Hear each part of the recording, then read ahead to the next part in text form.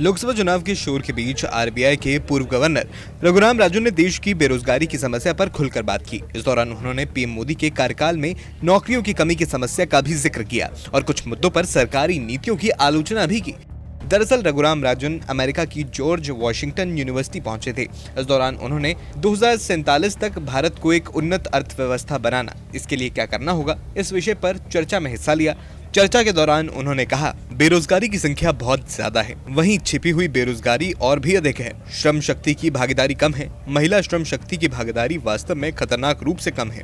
इसके बारे में सबको पता है और मुझे विस्तार से बताने की जरूरत नहीं है। हालांकि उन्होंने ये भी कहा कि हाल ही के दिनों में कृषि और नौकरियों की हिस्सेदारी बढ़ रही है।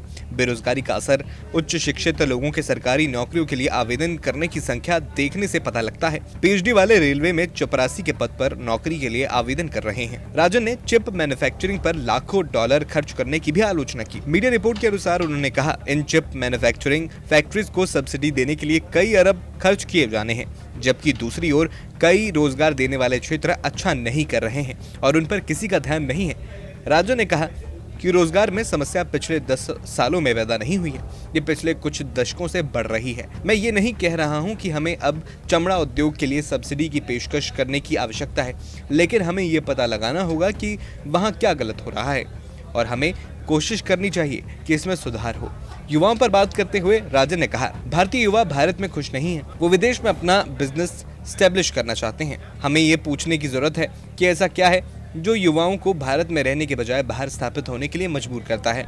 उन्होंने इस दौरान क्रिकेटर विराट कोहली का भी जिक्र किया।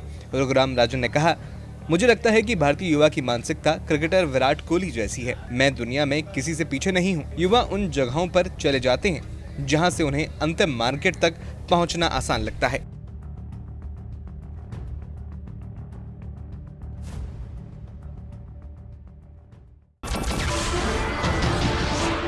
नमस्कार, मैं हूं मानक गुप्ता। अगर आपको हमारा ये वीडियो पसंद आया हो तो इसे लाइक और शेयर जरूर करें और हाँ, हमें सब्सक्राइब और फॉलो करना ना भूलें ताकि आप देश और दुनिया की कोई खबर मिस ना करें। तो जुड़े रहिए हमारे साथ और देखते रहिए न्यूज़ 24।